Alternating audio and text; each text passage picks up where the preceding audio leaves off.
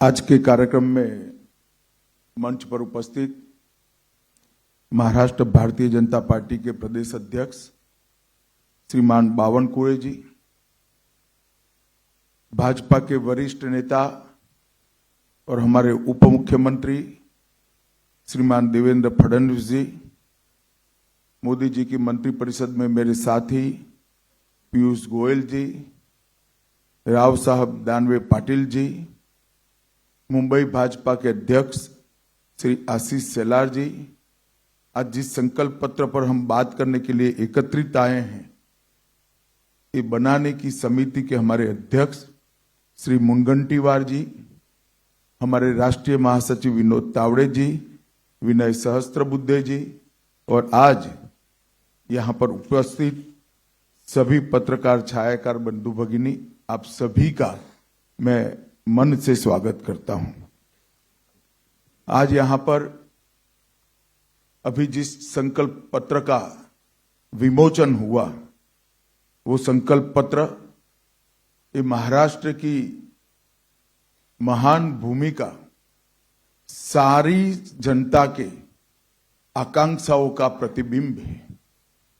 महाराष्ट्र एक प्रकार से कई युगों से हर क्षेत्र में देश का नेतृत्व कर रहा है।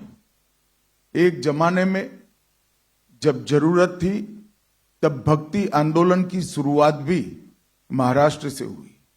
जब जरूरत पड़ी तब गुलामी से मुक्ति का आंदोलन भी शिवाजी महाराज ने यही भूमि से किया और जब जरूरत पड़ी तब सामाजिक क्रांति की शुरुआत भी यही महाराष्ट्र ने की।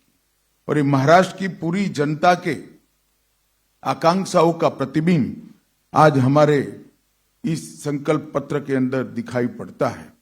आज यहां पर मैं आप सबके सामने उपस्थित हूं। इस वक्त हमारे एनडीए की जो सरकार, महायुति की सरकार चल रही है, उसने किसानों का सम्मान करने की बात की है, गरीबों का कल्याण करने को जमीन पर उतारने का काम किया है, महिलाओं का स्वाभिमान बढ़ाने के लिए हम योजनाएं लेके आए हैं और विरासतों का पुनरुत्थान करने का काम भी महायुति सरकार ने किया है।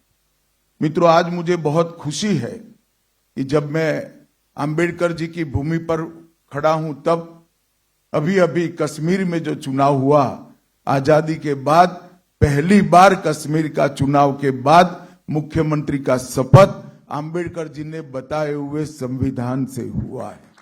इससे बड़ी श्रद्धांजलि अंबेडकर जी की वो नहीं हो सकती। धारा 370 हटने के बाद पहली बार कश्मीर में भारत के संविधान की शपथ लेकर सरकार बनाने का काम हुआ और इसका पूरे देश को आज नाज है। हमने इस संकल्प पत्र के माध्यम से महापुरुषों की परंपराओं को, सांस्कृतिक विरासत को आगे बढ़ाने के संकल्प भी रखे हैं। अराजकता फैलाकर विकास के नाम पर विफल राज देने वालों की विफलताओं से बोध लेते हुए मजबूत, समृद्ध और सुरक्षित महाराष्ट्र कैसे हो, इसका भी इसके अंदर आपको योजना दिखाई पड़ेगी। आज चुनाव में हमारा मुकाबला अघाड़ी से है। मैं निश्चित रूप से कहना चाहता हूं कि अघाड़ी की सारी योजनाएं सत्ता के लालच में तुष्टीकरण की है, विचारधाराओं का अपमान करने वाली है और महाराष्ट्र की संस्कृति से छल कर केवल सत्ता प्राप्ति के लिए आगे बढ़ने वाली विचारधारा है। मित्रों, मुझे गत चुनाव का परिणाम याद है। आज मैं महाराष्ट्र की जनता के सामने कहने आया हूं कि आप लगातार तीसरी बार महायुति की सरकार को आपका मैंडेट दीजिए। पहली बार 2014 में महाराष्ट्र की जनता ने महायुति को मैंडेट दिया। भारतीय जनता पार्टी के नेतृत्व में महायुति की सरकार बनी। 19 में भी मैंडेट भारतीय जनता पार्टी और महायुति के लिए था। मगर जनादेश का द्रोह कर कर सत्ता की लालच में वो जनादेश को नकारा गया और अंतोतगत्वा जो कृत्रिम होता है, जो बनावटी होता है, वो लंबा टिकता नहीं है। वो सरकार गिरी और फिर से महायुति की सरकार बनी। महायुति एक मुश्त होकर, एकजुट होकर मोदी जी के नेतृत्व में सिद्धांतों के आधार पर महाराष्ट्र का कल्याण करने के लिए आगे बढ़ रही है। और अघाड़ी की सरकार बनाने का जो लोग दावा कर रहे हैं, उनका चुनाव अभियान भी आंतरिक विरोधाभासों से घिरा हुआ है। मैं आज इस मंच से उद्धव ठाकरे जी को पूछना चाहता हूं, क्या वो कांग्रेस के नेता राहुल गांधी को इतनी विनती कर सकते हैं कि वीर सावरकर के लिए 2 अच्छे शब्द बोल दे? क्या कांग्रेस का कोई नेता सम्माननीय बाला साहब ठाकरे के सम्मान में 2 वाक्य अच्छे बोल सकता है क्या? ये अंतर विरोध के बीच में अघाड़ी की सरकार बनाने का स्वप्न लेकर जो लोग निकले हैं, उनको महाराष्ट्र की जनता जान ले, ये बहुत जरूरी है। भारतीय जनता पार्टी जब संकल्प लेकर आती है, संकल्प पत्र लेकर आती है, हमारे संकल्प पत्थर पर की लकीर होती। और पूरे देश ने देखा है, चाहे राज्य हो, केंद्र हो, भारतीय जनता पार्टी की सरकार, एनडीए की सरकार, महायुति की सरकार जब जब बनी, हमारे संकल्पों को सिद्धि में परिवर्तित करने का काम हमने प्रयास पूर्वक किया।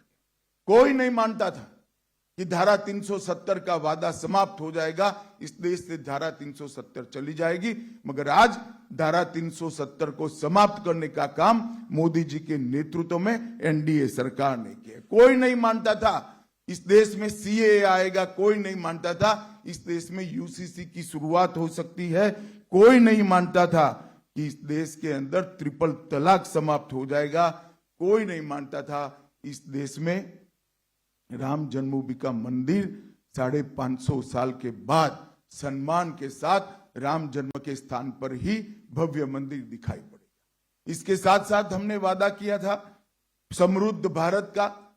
11वें अर्थतंत्र से हमने 10 साल के अंदर ही देश के अर्थतंत्र को 5वें नंबर पर पहुंचा है और हमारा वादा है कि 27 में हम भारत को 3रे नंबर का अर्थतंत्र बनाएंगे। इस वादे की ओर हम तेजी के साथ आगे बढ़ रहे हैं। 60 करोड़ गरीबों को घर, बिजली, गैस, शौचालय, पीने का पानी, मुफ्त अनाज और मुफ्त इलाज, ये देने का काम भी हमने किया है। और दूसरी ओर अघाड़ी है, कांग्रेस के अध्यक्ष ने भी कहना पड़ता है कि कांग्रेस के जब वादा करे तो सोच समझ कर करे, क्योंकि वादा पूरा नहीं करते हो और मुझे जवाब देना पड़ता है। हमारे सामने हिमाचल का उदाहरण है, कांग्रेस वादों से मुकरी है। तेलंगाना का उदाहरण है, कांग्रेस वादों से मुकरी है। कर्नाटक का उदाहरण है, कांग्रेस वादों से मुकरी है। ये अघाड़ी के वादों के विश्वसनीयता पाताल से नीचे गई है और युति के वादों पर पूरे देश की जनता को भरोसा है, भारत की जनता को भी भरोसा है। और इंतहा तो तब होती है कि जिस संविधान की प्रति को लेकर राहुल जी संसद में संसद सदस्य की शपथ लिए, जिस संविधान को लहराकर बाबा साहब आंबेडकर के संकल्पों की याद दिलाई, जब किसी प्रेस के मित्र ने वो संविधान की प्रति को खोल कर देखा तो पूरा कोरा था, एक अक्षर भी नहीं लिखा। इससे बड़ा अपमान भारत के संविधान का भारत की 76 साल की आजादी में कभी नहीं हुआ। न केवल ये भारत के संविधान की अपमान है, भारत की संविधान सभा और बाबा साहेब आंबेडकर का भी अपमान करने का काम एक कांग्रेस पार्टी ने किया है। और अभी अभी मैंने अखबारों में देखा, दस्तावेज भी देखा है, उलेमाओं की कॉन्फ्रेंस ने, उलेमाओं की एक संस्था ने मांग की कि माइनॉरिटी को आरक्षण दिया जाए और कांग्रेस के अध्यक्ष नाना पटोले जी ने इस मांग को स्वीकार करने का पत्र एक्नोलेजमेंट एक दिया है। मैं महाराष्ट्र की जनता को पूछना चाहता हूं, क्या कांग्रेस पार्टी के ये मंसूबे के साथ आप सहमत हैं क्या? एसटी, एससी, ओबीसी, दलितों का, आदिवासियों का और पिछड़ों का आरक्षण लेकर मुस्लिमों को देने के पक्ष में महाराष्ट्र की जनता है क्या? हमारा संविधान धर्म के आधार पर आरक्षण के पक्ष में नहीं। हमारे संविधान में किसी भी प्रकार का आरक्षण धर्म के आधार पर नहीं हो, और ये कांग्रेस ने सत्ता में आने से पहले ही वादा कर दिया है। मैं महाराष्ट्र की जनता को आगाह करना चाहता हूं कि आपको इस बात को संज्ञान में रखना चाहिए। मैं आज उद्धव ठाकरे को भी कुछ याद कराने आया हूं। उद्धव जी, आप कहां बैठिएगा इसका फैसला आपको ही करना है, हम नहीं कर सकते। आपको ही करना चाहिए, आपने ही करा है, मगर कहां बैठे हो वो जगह मैं जरूर याद कराना चाहता हूं। आप 370 हटाने के विरोध करने वालों के साथ बैठे हो। आप राम जन्मभूमि के निर्माण का विरोध करने वालों के साथ बैठे हो। आप सावरकर जी के लिए अपशब्द कहने वालों के साथ बैठे हो। आप संभाजी नगर नाम का विरोध करने वालों के साथ बैठे हो। सीएए और यूसीसी लाने का विरोध करने वालों के साथ बैठे हो, और आप वक्फ बोर्ड के अंदर आने वाले सुधारों के बिल का विरोध करने वालों के साथ बैठे। मित्रों, मैं आज इस प्रेस वार्ता के माध्यम से महाराष्ट्र की जनता को बताना चाहता हूं, मोदी जी वक्फ बोर्ड में सुधार का एक बिल लेकर संसद में आए हैं, और अभी अभी जो वक्फ बोर्ड का कानून जो कांग्रेस के राज में 2013 में अमेंड हुआ, इसका परिणाम दिखे। कर्नाटक के गांव वक्फ के कानून के तहत वक्फ की संपत्ति घोषित कर दी। किसानों की भूमि, लोगों के घर, यहां तक कि मंदिर भी वक्फ की संपत्ति घोषित कर दिए गए, और उस कानून को उचित बदलाव के लिए जब हम लेकर आए हैं तो उसका भी ये अघाड़ी के लोग विरोध कर रहे हैं। मैं महाराष्ट्र की जनता को ये कहना चाहता हूं कि वक्फ के कानून के बदलाव का विरोध का मतलब है कि आने वाले दिनों में यहां पर भी वक्फ बोर्ड आपकी संपत्तियों को इसी प्रकार से घोषित कर सकता है। मित्रों, देवेंद्र जी ने संकल्प पत्र की प्रमुख बातें बताई हैं, परंतु मैं इतना बताना चाहता हूं कि डबल इंजन की सरकार ने करीब करीब 10 साल के अंदर महाराष्ट्र के विकास के लिए ढेर सारे काम किए हैं। आज मैं इस मंच से शरद पवार जी को पूछना चाहता हूं, 10 साल तक आप यूपीए की सरकार में मंत्री थे। 2004 से 14 महाराष्ट्र के विकास के लिए क्या किया, वो महाराष्ट्र की जनता को आपको बताना चाहिए। 10 साल में यूपीए की सरकार ने, एक प्रकार से अघाड़ी की सरकार ने, महाराष्ट्र को सिर्फ 1,91,384 करोड़ रुपए, और नरेंद्र मोदी सरकार ने 14 से 24 तक 10,15,890 करोड़ रुपया दिया। एक और करीब करीब 2 लाख करोड़ रुपया, और मोदी जी ने 10 लाख करोड़ रुपया दिया। मैं अघाड़ी के मित्र को पूछना चाहता हूं, आपका हिसाब आप महाराष्ट्र की जनता के सामने रखेंगे क्या? 10 साल तक महाराष्ट्र को कितना अन्याय हुआ, जबकि उस वक्त भी ऊपर और नीचे दोनों जगह आपकी सरकार थी, और 10 साल में हमने 10 लाख करोड़ रुपया दिया, जब दोनों जगह एनडीए की सरकार थी। ये अंतर है महायुति और अघाड़ी के बीच में। हमने सिंचाई नेटवर्क को नीलवड़े बांध, गोसीखुर्द, टेम्बू और जलयुक्त शिवार, जो देवेंद्र जी जब मुख्यमंत्री थे तब योजना लाए थे, इससे महाराष्ट्र की भूमि को सिंचन क्षेत्र के अंदर 30% की बढ़ोतरी करने का काम हमारी यूपी सरकार ने किया। नदियों को जोड़ने के हेतु नारपार, दमनगंगा, गोदावरी और वैतरणा का विकास करने का काम भी हमने किया। 11 वंदे भारत ट्रेन चालू हो गई। 128 रेलवे स्टेशनों का अपग्रेडेशन हो रहा है। मुंबई, पुणे और नागपुर में मेट्रो का विस्तार हुआ। शिरडी और सिंगदुर्ग में नए हवाई अड्डे और टर्मिनल बने। 13,000 करोड़ से मरीन ड्राइव से बांद्रा वर्ली से सी लिंक जोड़ने वाले मुंबई कोस्टल रोड का निर्माण पूरा हुआ। वासी पुल का विस्तारीकरण हुआ। मेट्रो फेज 1 का निर्माण समाप्त हुआ। Atal Setu trans harbour link का निर्माण हुआ और 76,000 करोड़ से वाधवान बंदरगाह का निर्माण का सैद्धांतिक निर्णय दिया गया, जो एशिया का सबसे बड़ा बंदरगाह होगा और सबसे ज्यादा कंटेनर उतारने की और चढ़ाने की आवागमन की क्षमता इसकी होगी। और बैनगंगा नलगंगा इंटरलिंक परियोजना, घोसी खुर्द परियोजना, जो लगभग 63 टीएमसी पानी को मोड़कर विदर्भ में नागपुर, वर्धा, अमरावती, यवतमाल, अकोला और बुलढाना जिले के 3,71,000 हेक्टेयर भूमि को सिंचित करने का काम करेगी। इससे विदर्भ की प्यासी धरती को बहुत बड़ा फायदा होने वाला है और ये 85,000 करोड़ की योजना अगले 10 साल में हम इसको पूरी करेंगे। 2200 करोड़ से खड़कवासला बांध से फुरसुंगी तक 34 किलोमीटर सुरंग बनाकर हमने एक बड़ा साहस करने का निर्णय किया है। 24 में सोलापुर हवाई अड्डे का उद्घाटन हुआ। पुणे और कोल्हापुर में नए टर्मिनल बने और पालघर जिले में बहुउद्देशीय बंदरगाह बनाने का भी हमने निर्णय किया।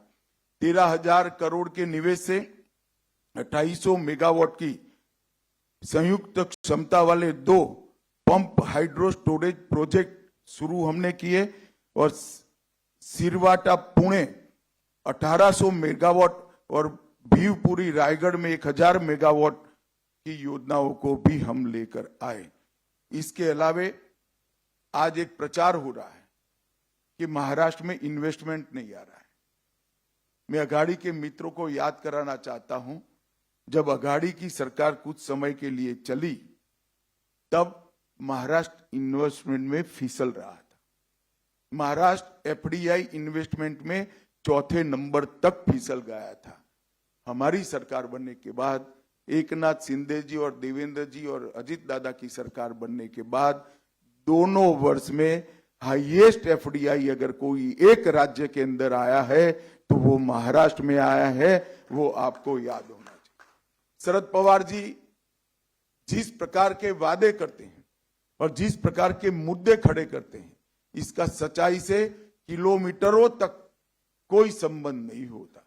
झूठे आरोप कर कर, एक विमर्श खड़ा कर कर, एक नकली जनादेश लेने का आपका जो आदत है वो इस बार सफल नहीं होने वाला है। इस बार महाराष्ट्र की जनता महायुति के पक्ष में खड़ी है। मित्रों, संकल्प पत्र लेकर जो हम आए हैं, वो संकल्प पत्र में देवेंद्र जी ने 25 मुद्दे, प्रमुख मुद्दे आप लोगों के सामने रखे हैं। लाडली बहन योजना, इसको हम बढ़ोतरी कर रहे हैं। वृद्धावस्था पेंशन का बढ़ोतरी कर रहे हैं। किसानों के लिए ऋण माफी और किसान सम्मान निधि को 12,000 से बढ़ाकर 15,000 कर रहे हैं। मूल्य स्थिरीकरण कोष के माध्यम से हम महंगाई को काबू करेंगे और 10 लाख प्रतिभावान छात्रों को मासिक 10,000 का मानदेय उनके आगे के अवसर के लिए देंगे। 45,000 गांवों में रास्ते बनाने का काम किया जाएगा। आशा वर्कर और आंगनवाड़ी कार्यकर्ताओं का बीमा कवरेज भी किया जाएगा और उनका मासिक वेतन 15,000 तक बढ़ाया जाएगा। वीज बिल में 30% कपात सौर ऊर्जा और अक्षय ऊर्जा पर से भर दिया जाएगा और 2028 तक महाराष्ट्र की इकोनॉमी को $1 ट्रिलियन की अर्थव्यवस्था करने का लक्ष्य हमारी यूटी सरकार ने रखा है। मैं विश्वास दिलाना चाहता हूं महाराष्ट्र की जनता को कि $5 ट्रिलियन का जो मोदी जी ने लक्ष्य रखा है, इसकी पूर्ति महाराष्ट्र के $1 ट्रिलियन के इकोनॉमी के लक्ष्य से होने वाले ही। मेक इन महाराष्ट्र नीति के तहत भारत के प्रमुख उत्पादक राज्य के रूप में महाराष्ट्र को हम प्रस्तापित करेंगे। देश का पहला समर्पित AI विश्वविद्यालय उसकी स्थापना की जाएगी। नागपुर, पुणे, संभाजीनगर, अहिल्यानगर, नासिक को आधुनिक एरोनॉटिकल और स्पेस उत्पादन के केंद्र बनाए जाएंगे और किसानों की आय बढ़ाने के लिए ढेर सारे उपाय भी हम लेकर आए हैं, जिसमें उर्वरकों पर SGST में से छूट और जो SGST है वो सब्सिडी के रूप में वापस दिया जाएगा।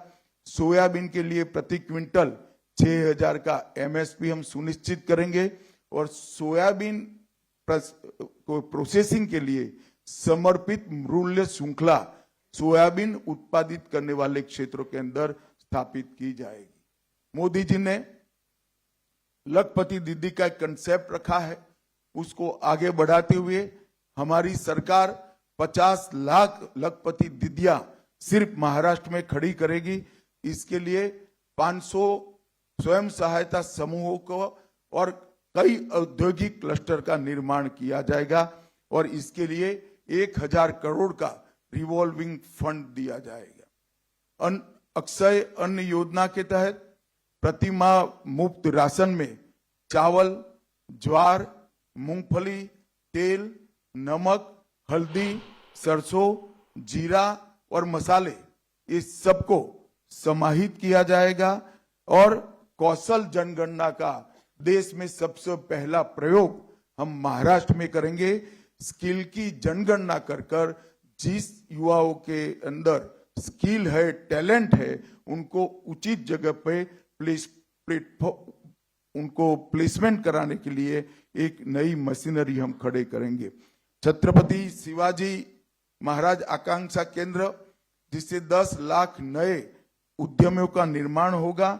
अनुसूचित जातियों, जनजातियों, पिछड़े वर्ग के उद्यमियों के व्यवसाय के लिए 15 लाख तक के ब्याज मुक्त ऋण और इसकी गारंटी भी महाराष्ट्र सरकार लेगी और OBC, SC, BC, EWS, NT और VJNT के पात्र विद्यार्थियों को शिक्षा शुल्क और परीक्षा शुल्क से पूर्णतया मुक्ति दे दी जाएगी। महाराष्ट्र में कई प्राचीन और ऐतिहासिक किले हैं जो राज्य के गौरव के प्रतीक है, एक महान संघर्ष के प्रतीक है और एक किला विकास प्राधिकरण बनाकर हम इसके संरक्षण और संवर्धन की भी नीति लेकर आएंगे और वरिष्ठ नागरिकों के लिए प्राथमिकता नीति अपनाई जाएगी, जिसमें आधार सक्षम सेवा वितरण को लागू किया जाएगा। जबरन और धोखाधड़ी से और लोभ से धर्मांतरण के खिलाफ कठोर कानून लाया जाएगा और कृषि और मानव बस्ती के क्षेत्रों में पशुओं से क्रॉप का जो हानि होता है उसको रोकने के लिए AI, ड्रोन और रेडियो कॉलर जैसी आधुनिक तकनीक का उपयोग किया जाएगा। भाई और बहनों, इस संकल्प पत्र महाराष्ट्र के हर वर्ग के, हर भौगोलिक क्षेत्र के और हर आयु वर्ग के, सामाजिक वर्ग के और आयु वर्ग के लोगों से सुझाव लेकर प्राप्त किया है, सुझाव प्राप्त कर बनाया गया है। ये एक प्रकार से समग्र महाराष्ट्र की जनता की आकांक्षाओं का प्रतिघोष है और मैं फिर से एक बार कहना चाहता हूं, महाराष्ट्र में जब जब युति की सरकार आती है, भाजपा के नेतृत्व में सरकार बनती है, महाराष्ट्र आगे बढ़ता हुआ दिखाई पड़ता है और जब जब अघाड़ी की सरकार आती है तब तब महाराष्ट्र में केवल और केवल राजनीति होती है।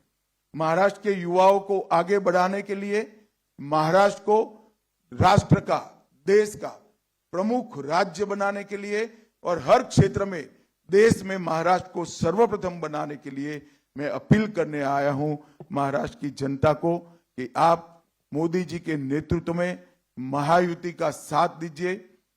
भारतीय जनता पार्टी, शिवसेना और एनसीपी अजीत दादा को आपका समर्थन दीजिए। कमल फूल धनुष बाण और घड़ी पर अपना कीमती वोट देकर महाराष्ट्र के विकास में आप सहभागी बनिए, यही मेरी महाराष्ट्र की जनता से प्रार्थना है। धन्यवाद। वंदे मातरम।